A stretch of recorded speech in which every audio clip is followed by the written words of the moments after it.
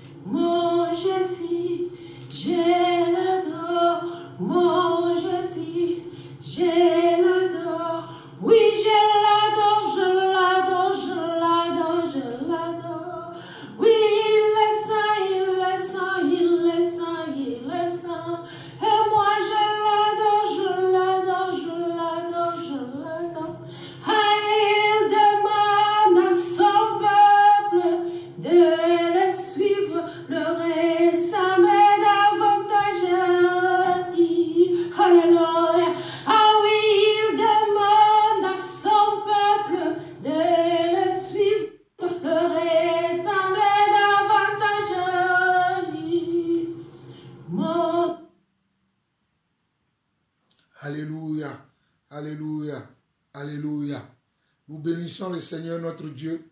Nous le glorifions, nous l'exaltons, nous l'élevons, nous l'aimons. Il est notre Dieu. Il est saint et il est saint. Nous l'aimons. Il est notre Dieu. Il est saint, il est saint, il est saint, il est saint, il est saint. Je l'adore, oui je l'adore, je l'adore, je l'adore, je l'adore. Oui il est saint, il est saint, il est saint, il est saint. Et moi je l'adore, je l'adore, je l'adore, je l'adore. Oui je l'adore, je l'adore, je l'adore, je l'adore. Mon Jésus, je l'adore, mon Jésus, je l'adore. Oui, je l'adore, je l'adore, je l'adore, je l'adore. Ah oui, il demande à son peuple de le suivre, de ressembler davantage à lui. Alléluia, alléluia, alléluia. Nous adorons le grand je suis. Nous adorons l'Éternel des armées. Nous adorons le grand roi, le prince de paix, notre Père, notre Seigneur et notre Sauveur. Nous adorons notre frère, alléluia, notre frère Jésus. Nous l'adorons. Car il est saint, il est saint, il est saint, il est saint. Et moi je l'adore, je l'adore, je l'adore, je l'adore. Car tu es saint, tu es saint, tu es saint, tu es saint. Et moi je t'adore, je t'adore, je t'adore, je t'adore. Car tu es saint, tu es saint, tu es saint, tu es saint. Et moi je t'adore, je t'adore, je t'adore, je t'adore. Oh alléluia, je bénis le Seigneur. Je l'adore, je l'adore, je l'adore. Oui, je l'adore, je l'adore, je l'adore, je l'adore. Mon Jésus, je l'adore.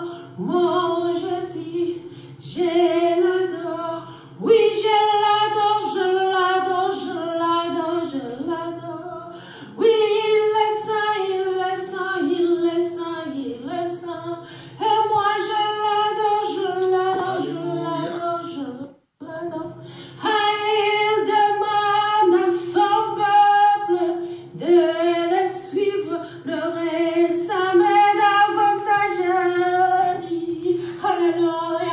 Ah oui, il demande à son peuple de le suivre, le ressembler davantage à lui. Mon Jésus, je l'adore. Oui, je l'adore, je l'adore, je l'adore, je l'adore. Oui, il est saint, il est saint, il est saint, il est saint. Et moi je l'adore, je l'adore, je l'adore, je l'adore. Oui, je l'adore, je l'adore, je l'adore, je l'adore. Mon Jésus, je l'adore. Mon Jésus, je l'adore. Oui, je l'adore, je l'adore, je l'adore, je l'adore. Ah oui, il demande à son peuple de le suivre, de ressembler davantage à lui. Alléluia, alléluia, alléluia, alléluia. Seigneur, tu es saint, tu es saint et tu es saint. Seigneur, tu es saint et tu es saint et tu es saint. Et tu es saint, saint, saint. Oh, tu es saint, saint, saint. Oh, saint, saint, oui, saint, oui, saint, saint,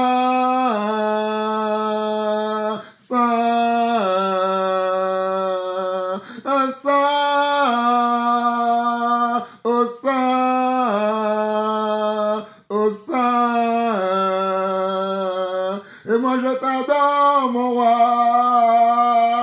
Et je t'adore, mon Dieu. Et je t'adore, Yeshua. Oh oui, je t'adore, mon Dieu. Je t'adore, mon roi. Je t'adore, Yeshua. Oh oui, je t'adore, mon roi. Je t'adore, mon Dieu. Je t'adore, mon roi. Oh, car tu es saint, Jésus. Tu es saint, Yeshua. Tu es saint, mon roi. Oh, mon Rédempteur, tu es saint, mon roi. Tu es saint, Jésus. Tu es saint, mon roi. Et moi, je t'adore. Et je t'adore. Et je t'adore. Oh oui, je t'adore. Je t'adore. Je t'adore. Oh, je t'adore. Oh, je t'adore. Je t'adore. Oh, je t'adore, Jésus. Je t'adore, Yeshua. Je t'adore, Yahvé. Yahvé, je t'adore. Yahvé, je te loue. Je te loue. Je te loue, Yahvé. Je te loue, Elohim. Je te loue, Elohim. Oh oui, je te loue, Elohim. Je te loue, Yahvé. Je te loue, El Shaddai. El Shaddai, reçois la gloire. Reçois la gloire. Reçois la gloire. El Shaddai, reçois la gloire. Reçois la gloire. Reçois la gloire. El Shaddai, je te loue. Je t'adore. Je t'exalte. Oh oui, je t'exalte. Je t'exalte. J'exalte ton nom. Oh, j'exalte ton nom. J'exalte ton nom. J'exalte ton nom. Oh, j'exalte ton nom. J'exalte ton nom. J'exalte ton nom. J'exalte ton nom. J'exalte ton nom. J'exalte ton nom. J'exalte ton nom. J'exalte ton nom. J'exalte ton nom. J'exalte ton nom, oh Jésus, j'exalte ton nom. Oh, j'exalte ton nom, Jésus, j'exalte ton nom. J'exalte ton nom. J'exalte ton nom. J'exalte ton nom. J'exalte ton nom. J'exalte ton nom. J'exalte ton nom. J'exalte ton nom. J'exalte ton nom. J'exalte ton nom. J'exalte ton nom. J'exalte Elohim. J'exalte Elohim. J'exalte Elohim. J'exalte Elohim. J'exalte Elohim. J'exalte Elohim. J'exalte Elohim. J'exalte Elohim. J'exalte Elohim. J'exalte Elohim. J'exalte Elohim. Elohim, nous t'exaltons. Elohim, nous t'élevons. Adonai, nous voici devant toi. Oh, nous t'es racheté, papa. Tu nous as rachetés, Seigneur. Tu nous as rachetés, papa. Oh, mon Dieu. Les mots me manquent encore ce matin. Oh, de pouvoir te glorifier et t'élever. Seigneur, que puis-je faire pour te glorifier si ce n'est pas les fruits de nos lèvres, si ce n'est pas les fruits de mes lèvres qui confessent et glorifient ton nom. Car toi, tu as tout fait pour nous, papa. Tu as tout fait pour nous. Tu as quitté ton trône pour venir nous sauver. Tu as quitté ton trône pour venir nous aimer. Et tu nous as aimés, papa. Quel amour incommensurable. Quel amour incommensurable, papa. Éternel, je te bénis de la vie de ma sœur Alice, papa. Oh, merci pour la vie de ta servante Alice. Par ce cantique, elle m'a amené à aller encore en profondeur avec toi. Oh, pour te louer, papa. Bénis ma sœur Alice, afin qu'elle continue à glorifier ton nom, afin qu'elle continue à élever ton nom. Bénis ta servante, bénis ta servante, bénis ta servante. Donne-la les désirs de son cœur, donne-la les désirs de son cœur, papa. Éternel, bénis mes frères et sœurs à travers le monde entier. Bénis mes frères et sœurs à travers le monde entier. Bénis ton peuple, bénis tes rachetés, bénis tes enfants. Tu les as déjà bénis. Mais que ces bénédictions se matérialisent encore davantage dans leur vie et dans chaque domaine de leur vie, que ce soit spirituellement, moralement, matériellement, physiquement, que mes frères et sœurs à travers le monde entier reçoivent encore davantage la bénédiction des rachetés, papa. L'héritage des rachetés, papa. Car en toi, Jésus, nous avons un héritage. En toi, Jésus, nous avons un héritage. Héritier sera la promesse que toi, tu as fait à Abraham. Nous sommes des héritiers et des héritières de la promesse que tu as fait à notre père Abraham dans la foi. Voilà pourquoi, papa, ce matin encore, je lève ma voix vers toi afin que cet héritage se manifeste dans la vie de chacun d'entre nous, dans le foyer, dans la maison de chacun d'entre nous. Béni sois-tu, Père, au nom puissant de Jésus-Christ. Au nom puissant de Jésus-Christ. Père, je m'apprête encore à parler de toi à ton peuple, papa. Comme tu m'as inspiré encore ce matin, je m'apprête à parler à ton peuple. Papa, viens contrôler mon langage. Viens contrôler mes cordes vocales. Viens gérer mes sentiments et mes émotions afin que je puisse parler à ton peuple. Que ta parole puisse sortir avec exactitude et précision. Qu'il n'y ait aucune embrouille au travers de la parole que tu vas donner aujourd'hui à tes enfants. Je m'attends à toi, papa, comme tous les jours, pour les délivrances, pour les miracles, pour les prodiges, car tu es un Dieu qui n'envoie jamais sa parole sans retourner à toi, sans accomplir son effet. Il y aura des guérisons, il y aura des miracles, il y aura des prodiges. Je te bénis d'avance et je te dis merci, papa. Merci, papa. Merci, Père. Au nom de Jésus-Christ, nous avons ainsi prié. Amen, amen et amen. Frères et sœurs, vous écoutez la voix de votre frère, le serviteur Jean-Paul Lawson.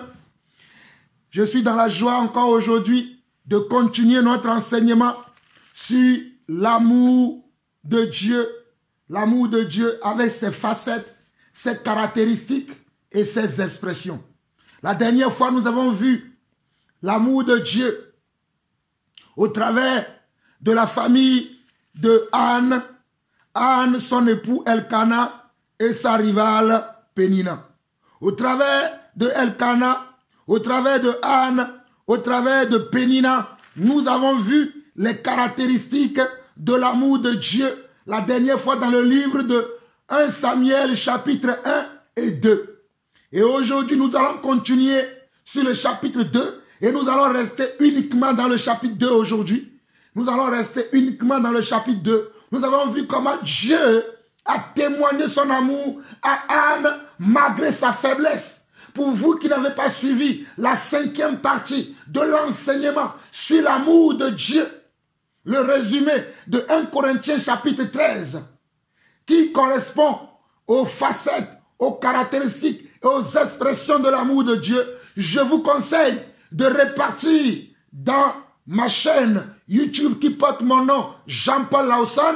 Vous rentrez dans les vidéos, vous allez après dans la playlist, et dans la playlist, vous rentrez dans la playlist qui est intitulée L'amour de Dieu, et vous allez retrouver tous ces enseignements. Vous trouverez la première partie, la deuxième partie, la troisième partie, la quatrième partie, la 5e partie Et aujourd'hui, je suis en train d'enregistrer la 6e partie. Vous trouverez également sur mon compte Facebook, sur la manne quotidienne, qui est sur mon compte Facebook, qui porte toujours mon nom, Jean-Paul Lawson. Vous rentrez dans mon compte Facebook, vous allez sur la manne quotidienne, vous trouverez tous les enseignements et vous trouverez également tous les cantiques que nous chantons, que ce soit mes cantiques, les cantiques de ma maman Julienne que je salue, les cantiques de mon frère Sébastien, les cantiques de ma soeur Grace, et bientôt, très bientôt, vous aurez d'autres cantiques encore, car nous sommes au travail. Nous travaillons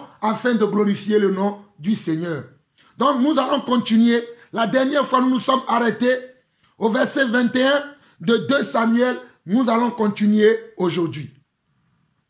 On nous dit dans 1 Samuel chapitre 2, 1 Samuel chapitre 2, le verset 21, on nous dit que Élie était fort âgé et il apprit comment ses fils agissaient à l'égard de tout Israël. Il apprit aussi qu'il couchait. Il apprit aussi qu'il couchait avec les femmes qui s'assemblaient à l'entrée de la tente d'assignation. Il leur dit, pourquoi faites-vous de telles choses? Car j'apprends de tout le peuple vos mauvaises actions. Non, mes enfants, ce que j'entends dire n'est pas bon. Vous faites pécher le peuple de l'Éternel. Si un homme pêche contre un autre homme, Dieu le jugera. Mais s'il pêche lui,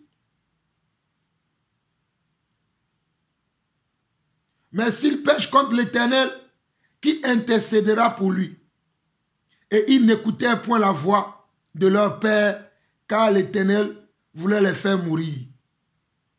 Le jeune Samuel continuait à grandir et il était agréable à l'Éternel et aux hommes.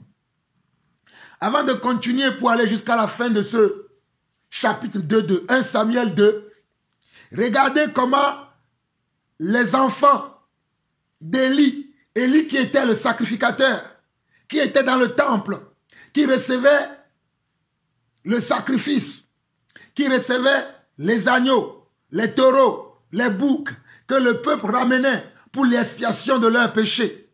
Regardez ce que les enfants d'Élie faisaient dans le temple. Le temple qui représentait l'église, qui représentait la présence de Dieu. Regardez ce que les enfants d'Élie faisaient. Élie était fort, nous sommes au verset 22. Élie était fort âgé et il apprit comment ses fils agissaient à l'égard de tout Israël. Il apprit aussi qu'il couchait avec les femmes qui s'assemblaient à l'entrée de la tente d'assignation. Il leur dit, pourquoi vous faites de telles choses? Car j'apprends de tout le peuple vos mauvaises actions. Non, mes enfants, ce que j'entends dire n'est pas bon. Vous faites pécher le peuple de l'Éternel. Si un homme pêche contre un autre homme, Dieu le jugera. Mais s'il pêche contre l'Éternel, qui intercédera pour lui?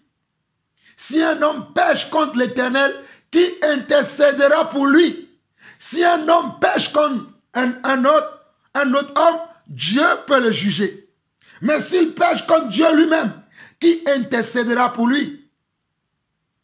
Et ils n'écoutaient point la parole de leur père. Et ils n'écoutaient point la parole de leur père, car l'Éternel voulait les faire mourir. Mes chers frères et sœurs, nous avons une fausse imagination de l'amour de Dieu. Nous avons une fausse expression de l'amour de Dieu. Nous avons un faux. Comment je peux dire? Nous avons, voilà, une fausse interprétation de l'amour de Dieu. La Bible dit que l'amour de Dieu nous pousse à la repentance.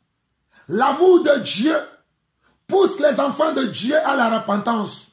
Si tu es un enfant de Dieu véritable et que tu commets un péché, tu commets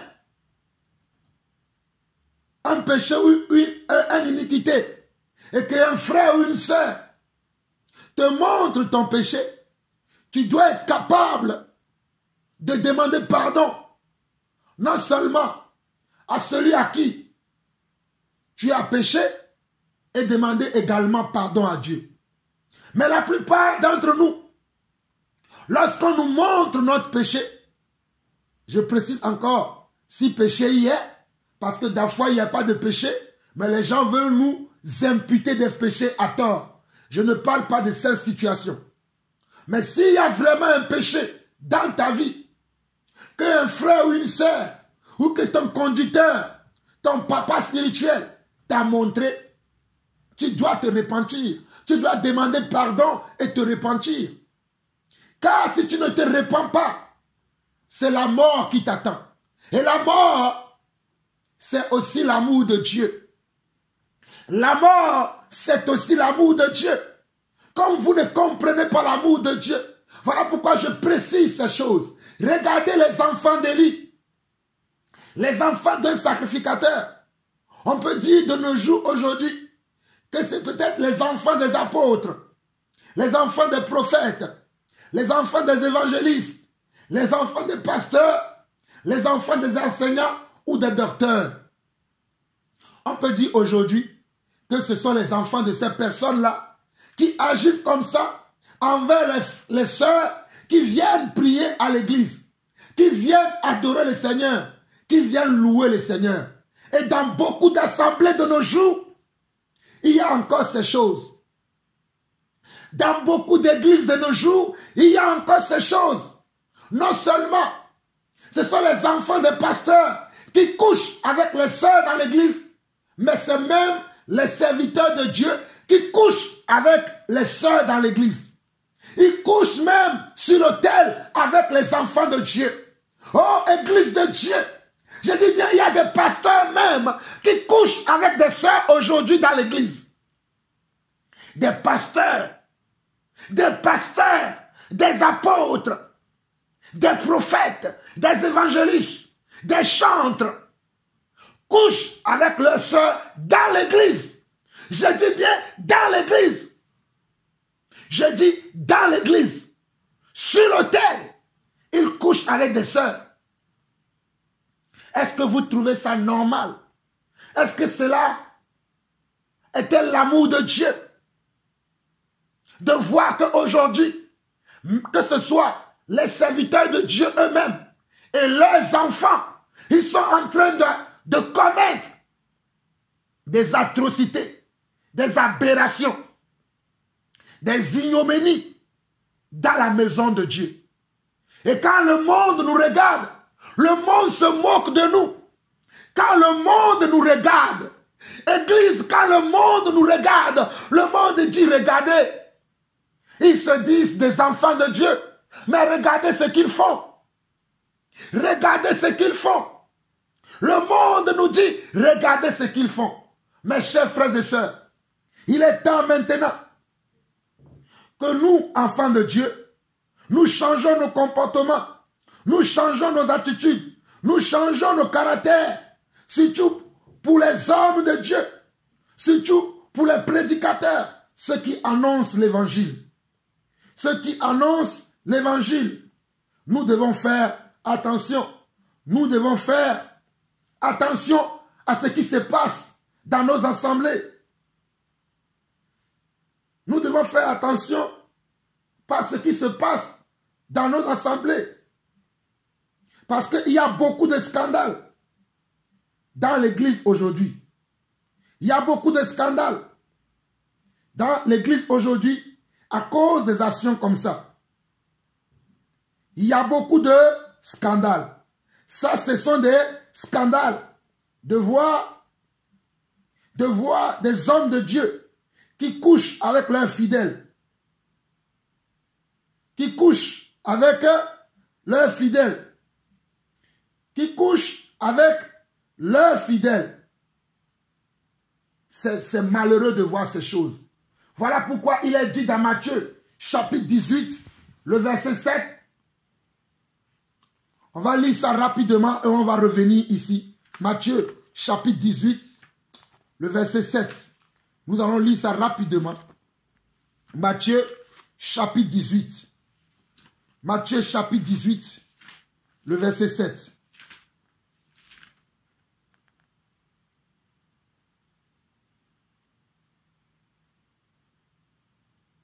Regardez ce que Jésus dit ici. Malheur au monde à cause des scandales, car il est nécessaire qu'il arrive des scandales. Mais malheur à l'homme par qui le scandale arrive. Je relis encore. Malheur au monde à cause des scandales, car il est nécessaire qu'il arrive des scandales. Mais malheur à l'homme par qui le scandale arrive. Mais malheur à l'homme par qui le scandale arrive. Mais malheur à l'homme à qui le scandale arrive. Mais malheur à l'homme à qui le scandale arrive. Aujourd'hui, nous voyons beaucoup dans l'église, beaucoup de scandales. On vend de l'huile aux gens dans l'église et personne ne s'en meut. On vend de l'eau dans l'église et personne ne s'en meut. On vend de l'illusion, les fausses rêves, les fausses prophéties dans l'église aujourd'hui et personne ne s'en meut. Mais Dieu nous dit, par la bouche de notre serviteur, le grand serviteur Jésus, c'est lui-même qui a dit dans Matthieu chapitre 18, le verset 7, qu'il faut qu'il y ait des scandales qui arrivent. Mais il dit malheur à l'homme par qui le scandale arrive. Malheur à la femme par qui le scandale arrive. Malheur à l'individu par qui le scandale arrive. Malheur à la personne par qui le scandale arrive. Malheur à la personne qui est à l'origine du scandale dans le royaume de Dieu.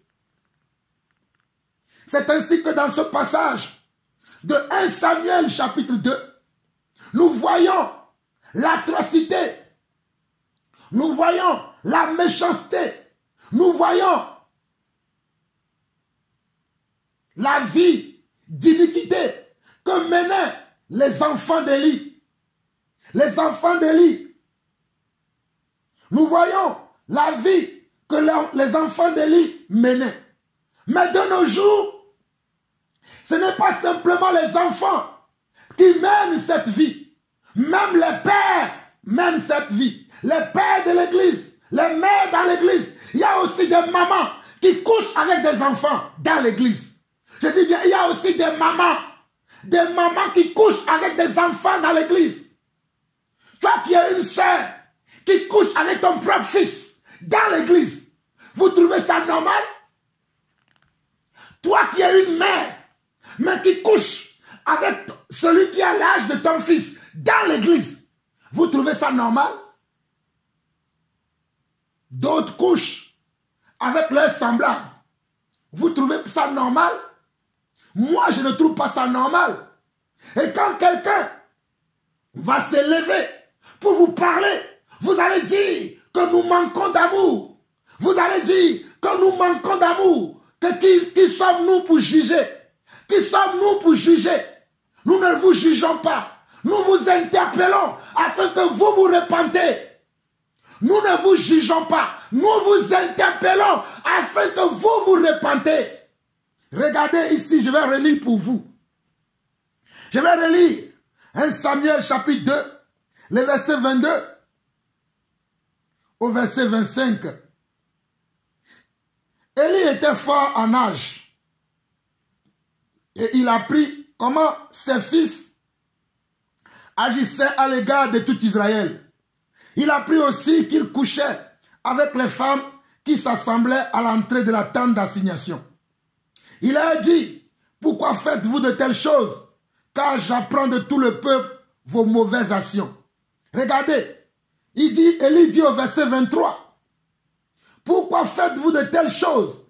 Car j'apprends de tout le peuple vos mauvaises actions. Ça veut dire que ce n'est pas simplement la fornication, l'adultère que les enfants d'Élie commettaient dans l'église. Ils commettaient d'autres choses. Et aujourd'hui, quand ici on parle de fils, vous allez penser que c'est que les fils charnels des serviteurs de Dieu. Mais il y a aussi des enfants spirituels que nous avons dans l'église, mais qui commettent de ces atrocités. Ce n'est pas simplement les enfants physiques dont moi je vais parler ici. Je vais parler également des enfants comment? Des enfants spirituels. Des fils et des filles spirituels. toi qui es prédicateur, toi qui es enseignant de la parole de Dieu, toi qui es apôtre, prophète, évangéliste, pasteur, docteur ou enseignant, qu'est-ce que tu fais dans l'église? Contrôles-tu tes fils spirituels? Contrôles-tu tes enfants spirituels? Veilles-tu sur eux? Moi, je veille sur mes enfants spirituels afin de voir s'ils marchent en conformité de la vérité, afin de voir s'ils m'imitent. Parce que nous devons nous rassurer que ce soit nos enfants charnels ou physiques et nos enfants spirituels, que nos enfants spirituels puissent marcher dans le plan et dans la volonté de Dieu. Lorsque nous remarquons que l'un de nos enfants ou l'une de nos enfants qui ne marche pas selon la vérité de la parole, nous devons les faire asseoir, les reprendre, les recadrer, les corriger avec sévérité. Je dis bien avec sévérité. Mais qu'est-ce qui se passe aujourd'hui? Les hommes de Dieu sont légers. Les serviteurs de Dieu sont légers aujourd'hui. Ils vont dire, oh, Dieu est amour, Dieu pardonne, Dieu est amour, Dieu pardonne. Non, non, non, non, non, le Dieu que moi je connais est un Dieu qui sévit. Le Dieu que moi je connais est un Dieu qui corrige. Le Dieu que moi je connais passe dans son amour, il va te corriger. Dans son amour, il va te corriger. Dans son amour, il va te corriger. Il ne va pas te laisser dans les bêtises. Il ne va pas te laisser dans l'ignominie et te dire que je suis amour. Il te corrige. Il te prend, il te corrige pour que tu changes. Continuons. Nous étions au verset 23. Verset 24. Non, mes enfants, ce que j'entends dire n'est pas bon. Vous faites pécher le peuple de l'Éternel. Vous voyez? Élie disait, vous faites pécher le peuple de l'Éternel. Élie disait, vous faites pécher le peuple de l'Éternel. Mais qu'est-ce que Élie devait faire? Élie devait arrêter ses enfants. Ses enfants ne devaient plus travailler dans le sacerdoce. Ses enfants ne devaient plus travailler dans le sacerdoce.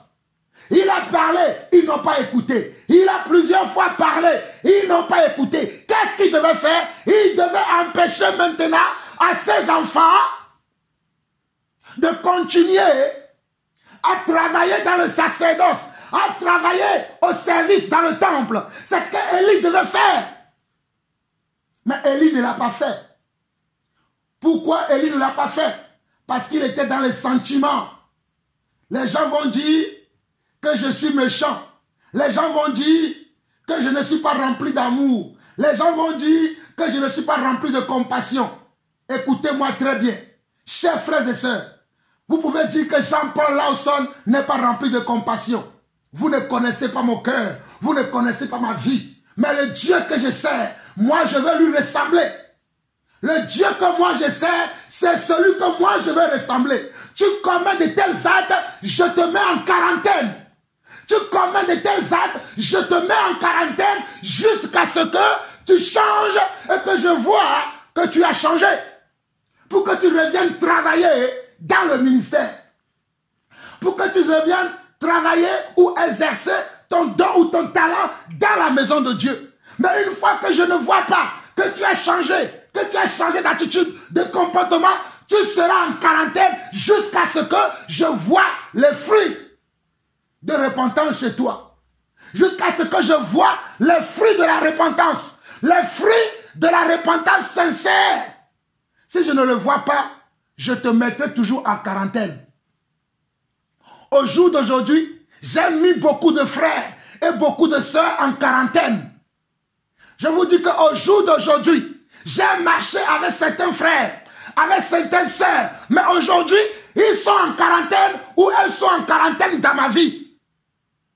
Parce que ce sont des gens qui commettent des atrocités, qui commettent des péchés, des iniquités. Je les ai repris plusieurs fois. Vous savez leur langage, tu n'as pas d'amour. J'accepte que je n'ai pas d'amour. J'accepte que je n'ai pas de miséricorde. J'accepte que je me prends pour Dieu. Oui, mais je suis un enfant de Dieu. C'est ce que vous oubliez. Moi, je suis un enfant de Dieu et je dois ressembler à mon Père. Je ne sais pas de qui vous êtes fils. Mais moi, je suis enfant de Dieu. Vous faites les œuvres de vos pères, de votre père qui est Satan. Moi, mon père n'est pas Satan. Mon père, c'est Yeshua Hamashiach. Mon père, c'est Yeshua Hamashiach. Mon père, c'est Elohim. Mon père, c'est Adonai. Et ce que Adonai dit, c'est ce que moi, je veux faire. Ce que Elohim dit, c'est ce que moi, je veux faire. Nous continuons. Au verset 25, Élie va dire ceci. Si un homme pêche contre un autre homme, Dieu le jugera. Mais s'il pêche contre l'Éternel, qui intercédera pour lui? Mais si un homme pêche contre l'Éternel, qui intercédera pour lui? Vous qui vendez de l'eau dans l'église, qui vendez de l'huile dans l'église, qui enlevez les dessous de femmes dans l'église, oh mon Dieu, oh. Vous qui enlevez les dessous de femmes dans l'église, devant toute l'assemblée des saints, vous enlevez les dessous de femmes, oh my God. Et personne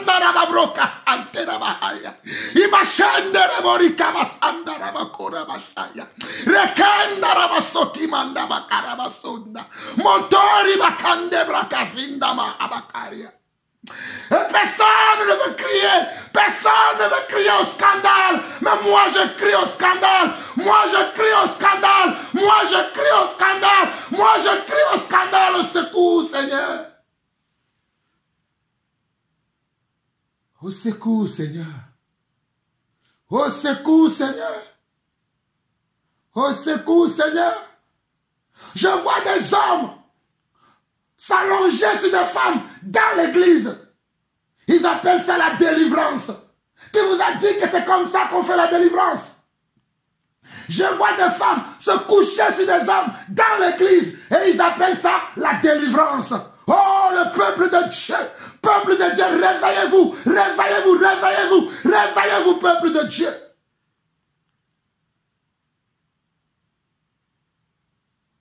Et je vois des hommes et des femmes qui vendent des CD, qui vendent l'évangile, qui vendent leur musique dans l'église.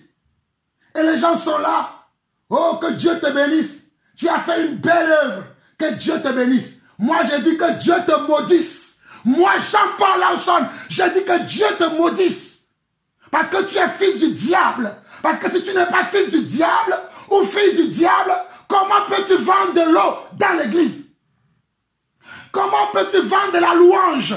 La louange qui est censée adorer Dieu, qui est censée glorifier Dieu, qui est censée élever Dieu, tu le vends. Comment tu peux faire de telles choses? Sois maudit. Tu es un maudit. Tu as pour père le diable. Tu as pour père le diable et sois maudit. Et sois maudit encore. Si tu ne veux pas changer. À moins que tu changes. À moins que tu reviens dans la volonté de Dieu. À moins que tu reviens dans la volonté de Dieu. À moins que tu reviens dans la volonté de Dieu, homme de Dieu, femme de Dieu, serviteur de Dieu, servante de Dieu. À moins que tu reviens dans la volonté de Dieu. Sinon, tu es maudit. Et tu seras toujours maudit. Nous continuons. Verset 26. Le jeune Samuel continuait à grandir et il était agréable à l'Éternel et aux hommes.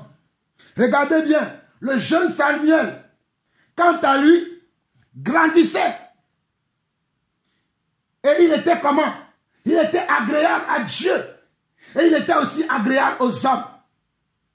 Pourquoi Samuel, lui, il grandissait et qu'il était agréable, non seulement à Dieu, mais aussi aux hommes? Parce qu'il avait les caractéristiques de Dieu. Il avait le caractère de Dieu. Il avait l'amour de Dieu. Il avait la façon de faire de Dieu. Il avait les expressions de Dieu. Il avait le cœur de Dieu. C'était ça qui faisait la différence entre lui et Élie et ses enfants. C'était ça qui faisait la différence. C'était ce petit détail. Ce petit détail-là qui faisait la différence entre Élie et ses enfants et le jeune Samuel. Oh, on nous dit au verset 26 de 1 Samuel chapitre 2 que le jeune Samuel continuait à grandir et il était agréable à l'Éternel et aux hommes. Le jeune Samuel continuait à grandir et il était agréable à l'Éternel et aux hommes. Il était agréable non seulement à l'Éternel, mais aussi aux hommes. Nous continuons. Le verset 27. Un homme de Dieu vint auprès d'Élie et lui dit, regardez, écoutez. Un homme de Dieu vint auprès d'Élie et lui dit, ainsi parle l'Éternel, ne suis-je pas révélé à la maison de ton père lorsqu'ils étaient en Égypte, dans la maison de Pharaon? Je l'ai choisi parmi toutes les tribus d'Israël pour être à mon service dans le sacerdoce, pour monter à mon autel, pour brûler le parfum, pour porter l'éphod devant moi. Et j'ai donné à la maison de ton père tous les sacrifices consumés par le feu et offerts par les enfants d'Israël.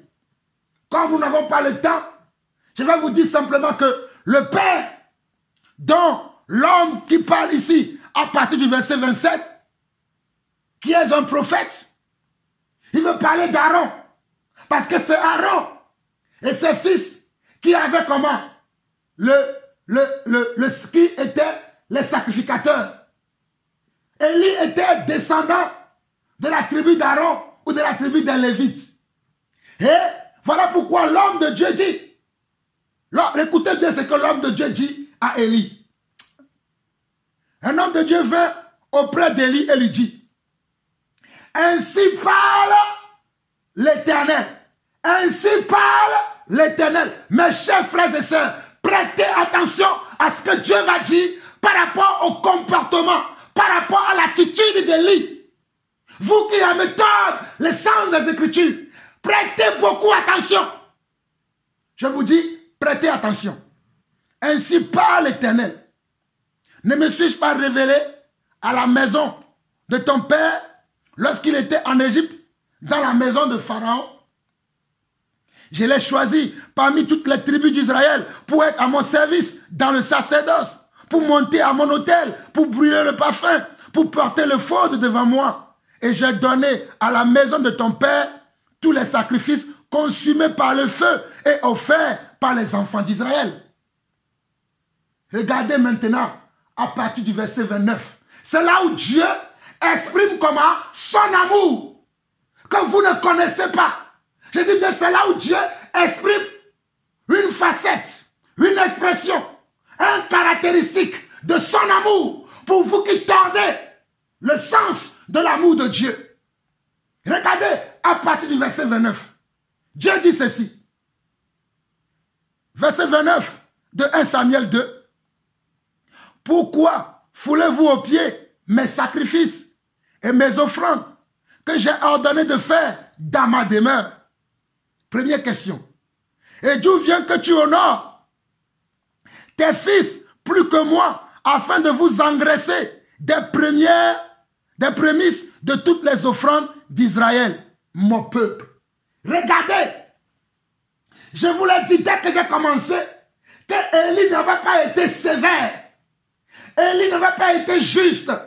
Élie n'avait pas été juste au bout. Élie a eu peur de ce que les gens vont dire. Les gens vont dire, mais Élie, tu es méchant. Comment tu as pu mettre tes propres enfants en quarantaine? Mais tu n'as pas l'amour. Mais tu n'as pas l'amour. Tu devais les laisser. Dieu se chargera d'eux. C'est ça qui a fait peur à Élie. C'est ça qui a fait peur à Élie. Mais il est écrit dans les Écritures que l'obéissance vaut mieux que les sacrifices. L'obéissance vaut mieux que les sacrifices.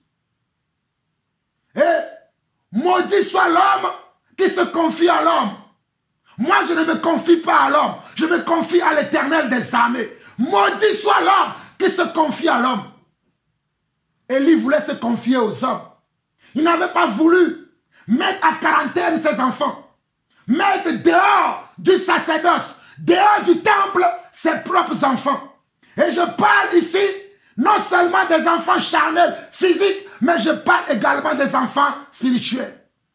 Beaucoup de pasteurs apprennent que les membres de leur église font de telles choses, mais ils ne disent rien. Je dis bien pour que beaucoup d'hommes de Dieu, en tant que les membres de leur église, font également de telles choses, mais ils ne disent rien. Mais moi, en tant qu'apôtre de l'Éternel Yeshua, en Mashiach, je dis que tous ces hommes sont maudits. Je les maudis, à moins qu'ils se répandent. Mais s'ils ne se sont pas repentis, qu'ils soient maudits. Ainsi dit l'Éternel. Regardez, nous allons revenir ici. Nous allons revenir, allons dans 1 Corinthiens, chapitre 5, très rapidement. 1 Corinthiens, chapitre 5. 1 Corinthiens, chapitre 5. 1 Corinthiens, chapitre 5.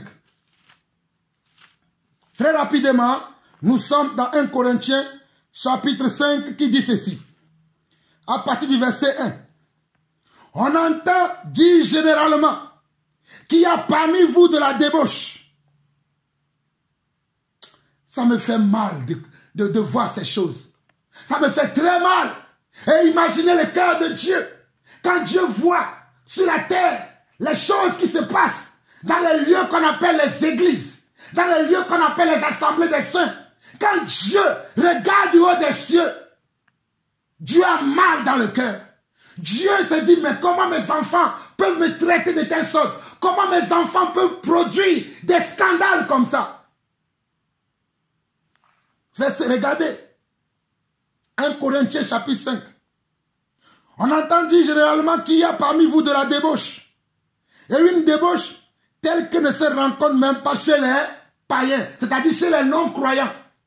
On entend dire qu'il y a tellement de la débauche. Et ici, c'est quoi? Les Corinthiens, c'était des saints. C'était des enfants de Dieu comme vous et moi. Mais il y en avait parmi eux qui s'adonnaient à la débauche. Qui s'adonnaient comment? À l'iniquité, à l'impureté. Je continue. On entend dire généralement qu'il y a parmi vous de la débauche, et une débauche telle qu'elle ne se rencontre même pas chez les païens. C'est au point que l'un de vous a la femme de son père. Regardez, la débauche a tellement gagné l'église que dans cette église de Corinthe, il y avait un frère qui couchait avec la femme de son père. Trouvez-vous ça normal? Trouvez-vous ça normal? Verset 2, regardez. Regardez ce que Paul dit. Paul dit, et vous êtes enflés d'orgueil. Et vous n'avez pas été plutôt dans l'affliction, afin que celui qui a commis cet acte soit ôté du milieu de vous. Afin que celui qui a commis cet acte soit ôté du milieu de vous. Afin que celui qui a commis cet acte soit ôté du milieu de vous. Aujourd'hui, va traiter les gens comme ça. On va dire que tu n'as pas d'amour. Aujourd'hui, va parler comme ça à une sœur qui couche avec les frères dans l'église n'importe comment. On va te dire que tu n'as pas d'amour. Et dites-moi que moi, Jean-Paul Lanson, je n'ai pas d'amour. Je l'accepte. Mais je vous maudis au nom de Jésus-Christ. Si vous ne voulez pas changer, si vous ne voulez pas revenir à la vérité, vous êtes maudits. Je continue. Je continue. Verset 3. Pour moi, absent de corps, mais présent d'esprit, j'ai déjà jugé, comme si j'étais présent, celui qui a commis un tel acte. Je ne sais pas si vous lisez la même Bible que moi. Mais dans 1 Corinthiens chapitre 5, le verset 3, Paul dit ceci. Pour moi, absent de corps, mais présent d'esprit, j'ai déjà jugé, comme si j'étais présent, celui qui a commis de tels actes. Moi aussi, Jean-Paul Lawson, absent de corps dans vos assemblées, dans vos églises, mais j'ai déjà jugé tous serviteurs, tous servants de Dieu qui commettent des atrocités dans la maison de Dieu.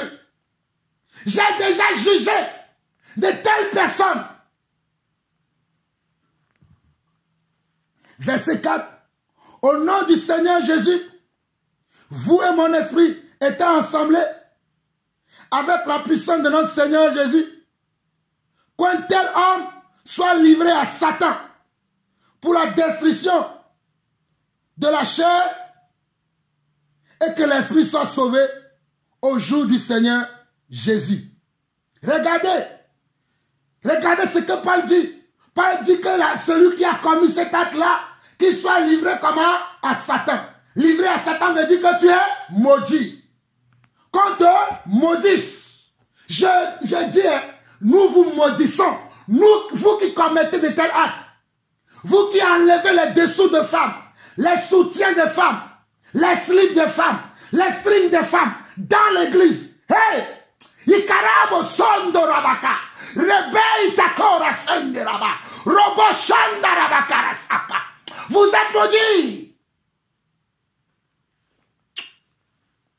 Nous continuons. Au verset 6. C'est bien à tort que vous vous glorifiez. Ne savez-vous pas qu'un peu de levain fait lever toute la pâte? Faites disparaître le vieux levain afin que vous soyez une pâte nouvelle puisque vous êtes sans levain. Car Christ, notre Pâque, a été... Regardez. Verset 6. C'est bien à tort que vous vous glorifiez. Regardez. Verset 6. C'est bien à tort que vous vous glorifiez. Je vois beaucoup d'entre vous. Vous vous glorifiez quand vous voyez que telle chose se passe dans vos assemblées. Personne ne se lève pour parler. Personne ne veut parler parce que vous avez peur. Nous n'avons pas peur. Dieu nous a mandatés des apôtres authentiques. Oh, des apôtres, des hommes de Dieu authentiques. Pour ce temps de la fin, nous allons crier, alléluia. Je vais crier, alléluia. Je vais crier, crier, crier. Afin que vous compreniez la volonté de Dieu. Regardez.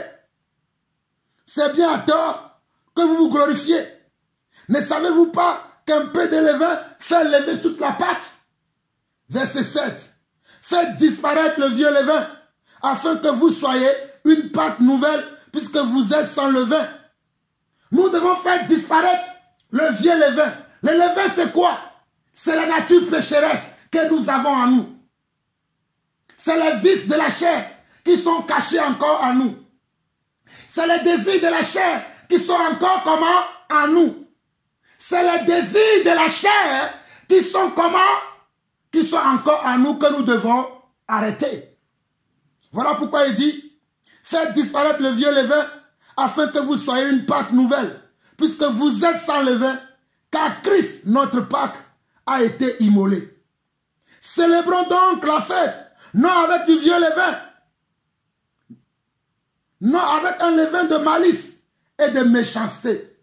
Quand je dis que beaucoup d'entre vous êtes méchants, vous pensez que j'invente. Les gens qui vivent comme ça, ce sont des méchants, ce sont des malins, ce sont des fils du diable. Ils ne sont pas des enfants de Dieu. Vous agissez comme votre père, le diable. C'est le diable qui ne veut pas se soumettre à la volonté de Dieu. Donc quand vous agissez comme ça, vous avez pour père le diable. Mais avec les pains sans levain,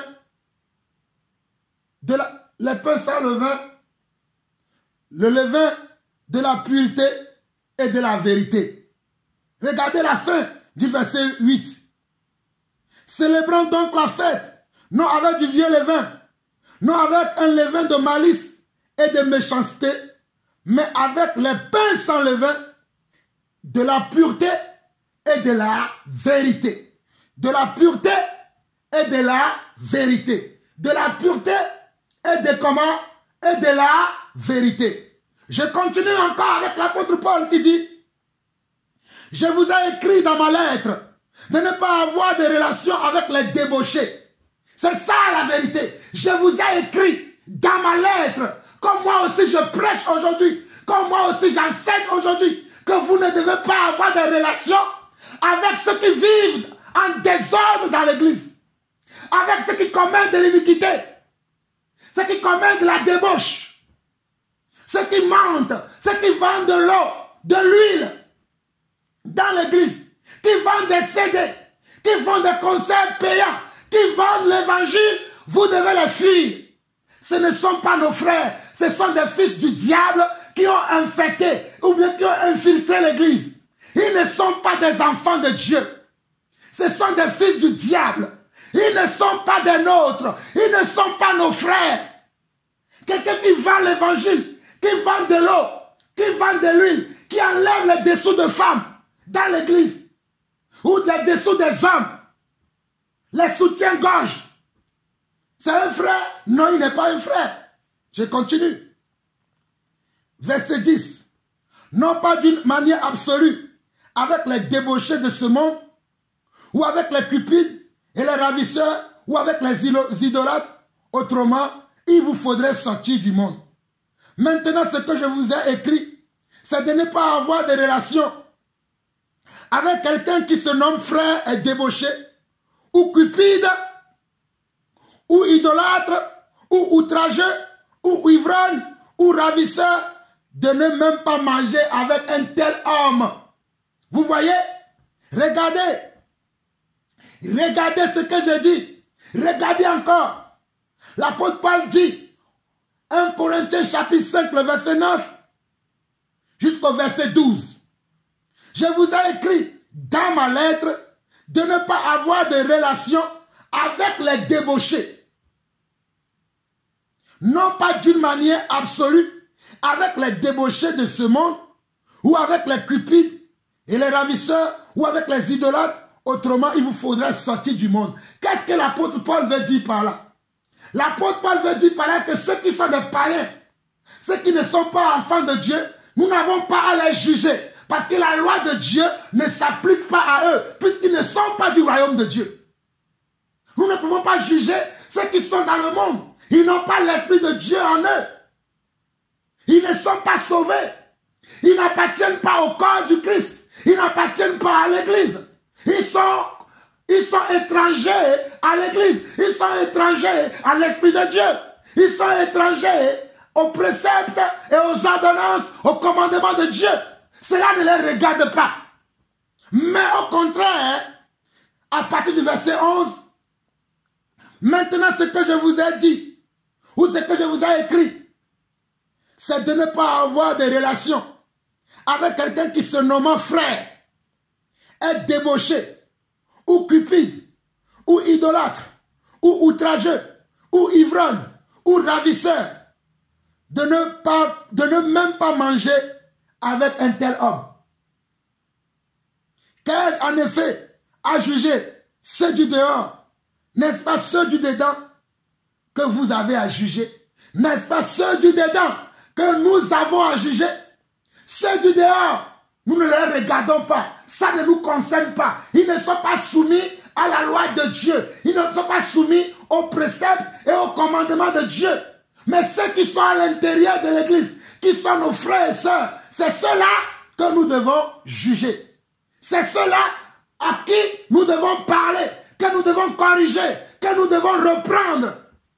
Et quand on vous reprend, vous allez dire que nous n'avons pas de l'amour. Vous allez dire que nous sommes orgueilleux. Vous allez dire que nous pensons que nous sommes saints. Est-ce que c'est là qu'il y a le problème? Est-ce que vous allez dire, vous pensez que vous êtes saints? Vous n'avez jamais péché. Et c'est ainsi que vous annulez la parole de Dieu au profit des traditions de vos pères. Vos pères. Mais nous n'allons pas nous taire. Nous allons continuer à parler. Nous allons continuer à vous reprendre. Nous allons continuer à vous dire la vérité selon la parole de Dieu afin que vous changez. Afin que vous changez. Afin que vous changez. Afin que vous changez. Regardez, dans Jean chapitre 8, mon Seigneur Yeshua Hamashiach a dit ceci. Dans Jean chapitre 8, mon Seigneur Yeshua a dit ceci. Nous lisons à partir du verset 39 au verset 45. On peut même lire à partir du verset 36 au verset 45. Jean chapitre 8, verset 36 au verset 45. Si donc le Fils vous a franchi, vous êtes réellement libre. Je sais que vous êtes la postérité d'Abraham, mais vous cherchez à me faire mourir, parce que ma parole ne pénètre pas en vous. Je dis ce que j'ai vu mon Père, je dis ce que j'ai vu chez mon Père, et vous faites ce que vous avez entendu de la part de votre Père. Il lui répondit, notre Père c'est Abraham. Jésus leur dit, si vous étiez enfant d'Abraham, vous ferez les œuvres d'Abraham. Mais maintenant, vous cherchez à me faire mourir. Moi qui vous ai dit la vérité, que j'ai entendu de Dieu, cela, Abraham ne l'a point fait. Vous faites les œuvres de votre Père. Il lui dit, nous ne sommes pas des enfants illégitimes. Nous avons un seul Père, Dieu. Jésus leur dit, si Dieu était votre Père, vous m'aimeriez, car c'est de Dieu que je suis sorti et que je viens. Je ne suis pas venu de moi-même, mais c'est lui qui m'a envoyé. Comme il m'a envoyé aussi. Et quand je vous parle, vous me traitez de diable, vous me traitez d'orgueilleux, vous me traitez de vantard, vous me traitez de quelqu'un qui n'a pas d'amour. Regardez ce que Jésus dit ici. Le vrai amour, c'est ça. Au verset 43, il a dit, pourquoi ne comprenez-vous pas mon langage? Parce que vous n'écoutez pas ma parole. Pourquoi vous ne comprenez pas mon langage? Beaucoup d'entre nous ne comprenons pas le langage de Dieu. Voilà pourquoi nous trouvons des excuses pour les gens qui vivent dans le plaisir charnel. Dans l'église, les gens qui sont adonnés au plaisir charnel, à la chair dans l'église, nous les applaudissons, nous les adulons, nous les adorons, alors que c'est Dieu et sa parole que nous devons adorer. Regardez vous-même. Regardez vous-même. Verset 43. Pourquoi ne comprenez-vous pas mon langage? Parce que vous ne pouvez écouter ma parole. Comme beaucoup d'entre vous, quand vous écoutez ma parole, ça vous fait mal. Mais c'est normal. Si vous seriez des enfants de mon Père, vous n'auriez pas mal. Mais puisque vous êtes des enfants du diable, vous êtes des enfants du diable, mes paroles vous font mal. Et cela est normal. Je continue. Verset 44. Vous avez pour père le diable et vous voulez accomplir les désirs de votre père. Il a été meurtrier dès le commencement.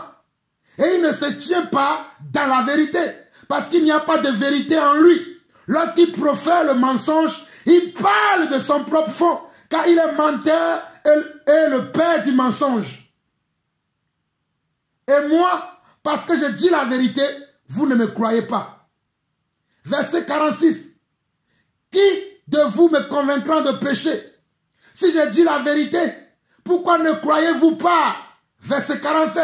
Celui qui est de Dieu, écoute les paroles de Dieu. Vous n'écoutez pas parce que vous n'êtes pas de Dieu. Voilà ce que j'ai à vous dire aujourd'hui. Vous qui nous injuriez, vous qui n'aimez pas la vérité, c'est parce que vous n'êtes pas des enfants de Dieu. C'est parce que vous êtes comment? Des rebelles qui ont infiltré l'église. Vous êtes des assassins, des assassines qui ont infiltré l'église. Et vous ne voulez pas vous soumettre à la loi de Dieu, aux ordonnances de Dieu. Oh, alléluia, Seigneur. Seigneur, je t'en supplie, papa. Révèle-leur qu'ils doivent sortir de l'iniquité, qu'ils doivent sortir de leur péché, qu'ils doivent revenir à toi. Vous ne voulez pas écouter. Que voulez-vous qu'on vous dise encore? Je répète encore pour vous ces paroles et je vais retourner dans 1 Samuel chapitre 2. Je vais recommencer à partir du verset 42 jusqu'au verset 47. Jésus leur dit, si Dieu était votre Père, vous m'aimeriez. Si Dieu était votre Père, vous n'allez pas me détester. Vous n'allez pas dire que je n'ai pas d'amour. Vous n'allez pas dire que je suis orgueilleux. Vous n'allez pas dire que je me prétends être saint. C'est ça ce que Jésus veut leur dire. Jésus leur dit, Si Dieu était votre Père, vous m'aimeriez. Car c'est de Dieu que je suis sorti et que je viens. Je ne suis pas venu de moi-même. C'est lui qui m'a envoyé. Verset 43. Pourquoi ne comprenez-vous pas mon langage? Pourquoi ne comprenez-vous pas mon langage? Moi aussi, je vous pose cette question aujourd'hui. Pourquoi beaucoup d'entre vous, beaucoup de serviteurs, beaucoup de servantes, beaucoup d'apôtres, de prophètes, d'évangélistes, de pasteurs, d'enseignants et de docteurs ne comprennent pas mon langage? Parce que nous n'avons pas le même Père. Si nous avions le même Père, vous comprendriez mon langage. Parce que tel qu'il est, tel nous sommes. Tel il est, tel nous sommes. Je continue. Verset 43. Pourquoi ne comprenez-vous pas mon langage? Parce que vous ne pouvez écouter ma parole. Vous avez pour père le diable. Et vous voulez accomplir les désirs de votre père. Il a été meurtrier dès le commencement. Il ne se tient pas dans la vérité. Le diable a été meurtrier dès le commencement. Aucune vérité n'est en lui. Alléluia. Parce qu'il n'y a pas de vérité en lui. Lorsqu'il profère le mensonge, il parle de son propre chef, de son propre fond. Car il est menteur et le père du mensonge. Verset 47, verset 45. Et moi, parce que je dis la vérité, vous ne me croyez pas. Et moi, parce que je dis la vérité, vous ne me croyez pas. Verset 46. Qui de vous me convaincra de péché? Si je dis la vérité, pourquoi ne me croyez-vous pas? Verset 47. Celui qui est de Dieu écoute les paroles de Dieu. Vous n'écoutez pas parce que vous n'êtes pas de Dieu. C'est ainsi que moi aussi j'ai dit que la plupart de ceux qui nous condamnent, lorsque nous disons la vérité, lorsque nous crions afin que vous reveniez dans la volonté de Dieu, afin que vous reveniez dans les ordonnances, dans les prescriptions, dans les préceptes, dans les commandements de Dieu, nous ne sommes pas vos ennemis, nous sommes vos frères. Nous ne sommes pas vos ennemis, nous sommes comment? Vos frères. Nous sommes vos pères spirituels, vos mères spirituelles, et nous voulons que vous reveniez dans la vérité de la parole. Nous ne voulons pas vous laisser dans le mensonge. Nous voulions que vous reveniez dans la parole de Dieu. Et nous allons continuer pour aller jusqu'à la fin. C'est pourquoi, voici ce que je dis. Regardez, hein, nous revenons dans 1 Samuel, chapitre 2, du verset 30 à la fin maintenant. C'est pourquoi, voici ce que dit l'Éternel, le Dieu d'Israël. J'avais déclaré que ta maison et la maison de ton père marcheraient devant moi à perpétuité. Et maintenant, dit l'Éternel, loin de moi, car j'honorerai celui qui m'honore. Mais ceux qui me méprisent seront méprisés. Regardez, à cause du péché des enfants d'Élie et de la légèreté d'Élie, regardez ce que Dieu dit à partir du verset 30 de 1 Samuel chapitre 2. Dieu dit, c'est pourquoi, voici ce que dit l'Éternel, le Dieu d'Israël. J'avais déclaré que ta maison et la maison de ton père marcheraient devant moi à perpétuité. Et maintenant, dit l'Éternel, loin de moi, car j'honorerai celui qui m'honore, mais ceux qui me méprisent seront méprisés. Dieu n'honore pas tout le monde. Dieu honore ceux qui respectent, ceux qui honorent sa parole, ceux qui mettent sa parole en pratique, ceux qui se soumettent à sa parole, c'est ceux-là que Dieu honore. Mais ceux qui n'honorent pas Dieu, ceux qui vendent de l'eau, de l'huile dans l'église, qui vendent des CD, qui vendent des cantiques, qui vendent la parole de Dieu, qui enlèvent les dessous de femmes, qui enlèvent les dessous des hommes, qui couchent avec des filles, des hommes et des femmes, qui se couchent même en eux dans l'église, Dieu ne va jamais les honorer. Dieu ne va jamais vous honorer et vous êtes maudits. Je dis bien, vous êtes maudits. Je continue. Verset 31. Voici les temps arrivent où je retrancherai ton bras et le bras de la maison de ton père, en sorte qu'il n'y aura plus de vieillards dans ta maison. Voilà l'amour de Dieu. Je continue. Tu verras un adversaire dans ma demeure, tandis qu'Israël sera comblé de biens par l'Éternel, et il n'y aura plus jamais de vieillards dans ta maison. Voici les conséquences des péchés que Élie lui-même a commis, ses enfants ont commis. Voici maintenant les conséquences. Pour vous qui pensez que Dieu ne punit pas, que Dieu est amour, l'amour de Dieu ne punit pas, je vous montre l'amour de Dieu. Je vous l'ai montré ici, dans l'ancienne alliance, mais je vous l'ai montré aussi dans le Nouveau Testament, dans la Nouvelle Alliance. Voilà pourquoi je vous ai montré Jean chapitre 8 et 1 Corinthiens chapitre 5. Je continue. Verset 33. Je laisserai subsister auprès de mon autel, loin des tiens, afin de consumer tes yeux et d'attrister ton âme. Mais tous ceux de ta maison mourront dans la force de l'âge. Et tu auras pour signe ce qui arrivera à tes deux fils, Ophni et Phiné. Ils mourront tous les deux le même jour.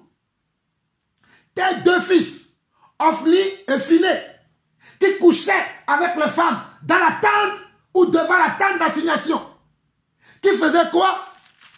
Qui faisaient des choses mauvaises, des actions mauvaises, selon le verset 23 de 1 Samuel 2, et que toi tu as été léger avec eux. Tu ne les pas réprimandé avec force, en les mettant en quarantaine. Voilà la vérité. Verset 34 au verset 36. Tu auras pour signe ce qui arrivera à tes deux fils, Ophni et Phiné. Ils mourront tous les deux le même jour. Je m'établirai un sacrificateur fidèle. Regardez, je m'établirai un sacrificateur fidèle qui agira selon mon cœur et selon mon âme. Je lui bâtirai une maison stable et il marchera toujours devant mon oeil. Et quiconque restera dans ta maison viendra se prosterner devant lui pour avoir une pièce d'argent et un morceau de pain et dira: attache-moi, je te prie, à l'une des fonctions du sacerdoce afin que j'ai un morceau de pain à manger. Afin que j'ai un morceau de pain à manger. Je vous ai dit dernièrement, oh vous mes frères, que j'ai mis en quarantaine, que vous allez venir vous prosterner. Vous allez venir vous prosterner. Car vous ne voulez pas écouter. Vous les sœurs que j'ai mis en quarantaine, vous devez venir vous prosterner pour avoir la paix dans vos maisons, pour avoir la paix dans vos ministères, pour avoir la paix dans l'œuvre de Dieu dans vos vies. Mais si vous vous obstinez à rester dans l'orgueil, vous allez comment? Manquer même d'argent. Vous allez manquer même de quoi manger. Je vous le dis, je ne sers pas un Dieu mort, mais je sers un Dieu vivant. Vous ne voulez pas écouter la parole de Dieu. Vous voulez faire ce que vous avez envie de faire. En bon, vous allez voir si vous connaissez Dieu ou pas. Regardez la vie, la parole de Dieu. Des gens qui vivent n'importe comment dans l'église. Ils font n'importe quoi. Tu les reprends, ils vont te dire que tu es qui pour le reprendre. Moi aussi j'ai reçu l'appel. Mais Élie avait reçu l'appel. Élie aussi avait reçu l'appel. Ses enfants aussi étaient des lévites, étaient des sacrificateurs. Mais ils se sont éloignés de Dieu. Et Dieu a envoyé un autre sacrificateur qui était lui fidèle pour lui annoncer la vérité. C'est ça qui vous manque. C'est ça qui vous manque. C'est ça qui vous manque. C'est ça que vous ne voulez pas comprendre et accepter. Je relis le verset 30 jusqu'au verset 36 et nous allons nous arrêter. C'est pourquoi voici ce que dit l'Éternel, le Dieu d'Israël. J'avais déclaré que ta maison et la maison de ton père marcheraient devant moi à perpétuité. Et maintenant dit l'Éternel, loin de moi, car j'honorerai celui qui m'honore, mais ceux qui me méprisent seront méprisés. Verset 31 au verset 36. Voici les temps arrivent où je retrancherai ton bras et le bras de la maison de ton père, en sorte qu'il n'y aura plus de vieillard dans ta maison. Tu verras un adversaire dans ma demeure, tandis que Israël sera comblé de biens par l'Éternel. Il n'y aura plus jamais de vieillard dans ta maison. Je laisserai subsister auprès de mon autel, loin des siens, afin de consumer tes yeux et d'attrister ton âme.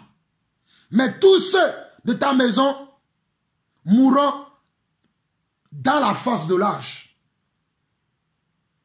Et tu auras pour signe ce qui arrivera à tes deux fils, Ophni et Phiné. Ils mourront tous les deux le même jour. Ophni et Phiné mourront tous les deux le même jour, en signe de quoi? En signe de la conséquence de leur mauvaise action, de ta légèreté, en signe de mon amour, parce que mon amour corrige. Voilà, je continue. Verset 35 au verset 36.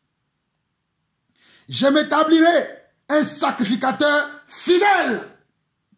Je m'établirai un sacrificateur fidèle.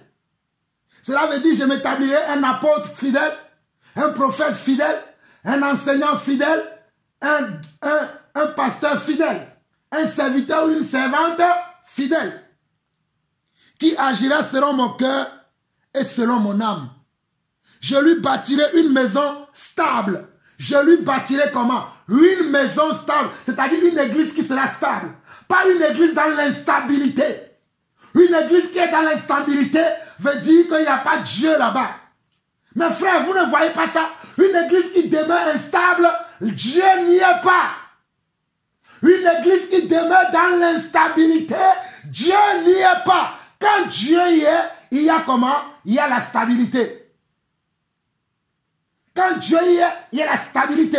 Voilà pourquoi dès que nous voyons les choses instables venir dans l'église, nous devons les enlever pour que l'église garde toujours sa forme stable. Pour que l'église garde toujours sa forme comment? Stable. Mais si nous gardons l'instabilité au milieu du stable, le stable aussi deviendra instable. Ne voyez-vous pas ces choses? Ne comprenez-vous pas ces choses? Mais c'est pourtant facile à comprendre. C'est pourtant simple à comprendre. Mais vous ne voulez pas comprendre. Parce que vous avez pour père le diable. Verset 35 au verset 36. Je m'établirai un sacrificateur fidèle qui agira selon mon cœur et selon mon âme. Je lui bâtirai une maison stable et il marchera toujours devant mon nez. Et quiconque restera de ta maison viendra se prosterner devant lui pour avoir une pièce d'argent et un morceau de pain. Et dira, attache-moi, je te prie, à l'une des fonctions du sacerdoce afin que j'ai un morceau de pain à manger. Que celui qui a des oreilles pour entendre, entend ce que dit l'Esprit à son Église. Éternel mon Dieu, me voici à la fin de cette 6e partie de l'amour de Dieu, de ton amour envers ton peuple, des caractères de ton amour, des facettes de ton amour, des expressions de ton amour, afin que ton peuple ne se trompe pas de vains raisonnements, par les penchants de leur cœur, mais qu'ils connaissent véritablement qui tu es et comment toi tu manifestes ton amour. Seigneur, je viens devant toi prier pour tes enfants, afin que ceux qui veulent revenir à toi, ceux qui comprennent que tu n'aimes pas le péché, que tu détestes le péché, tu puisses les appeler à toi, afin qu'ils marchent dans tes voies. Seigneur, je t'en supplie, ne leur impute pas ces péchés. Ne leur impute pas ces péchés. S'il est encore possible que certains d'entre eux, que quelques-uns ou quelques-unes peuvent revenir à toi, Seigneur, attire-les à toi. Attire-les à toi et pardonne-leur ces iniquités. Pardonne-leur ces iniquités et restaure-leur afin qu'elles soient ton peuple, ta lumière et la lumière du monde, papa. qu'elles deviennent le sel de la terre pour la gloire de ton nom. Je te bénis, Papa, pour ce moment. À toi la gloire, à toi l'honneur, pour les siècles des siècles, au nom de Jésus-Christ. Amen. Amen et Amen. Nous sommes arrivés à la fin. Merci.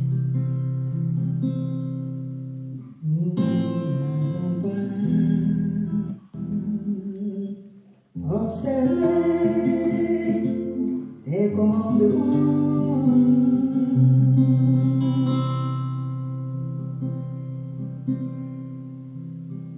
Nous n'avons pas observé tes commandements. Nous n'avons pas observé tes ordonnances. Et nous n'avons pas observé tes préceptes.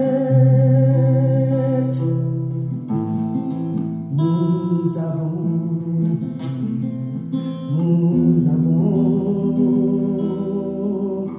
été rebelles. Nous avons été rebelles. Nous avons été rebelles. Mon Dieu, mon Dieu. Mon Dieu,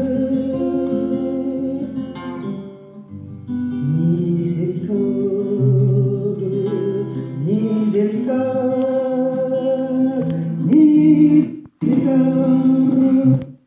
miséricorde. Dieu miséricordieux, Dieu miséricordieux, Dieu miséricordieux. Je crie, je crie, je crie, miséricorde.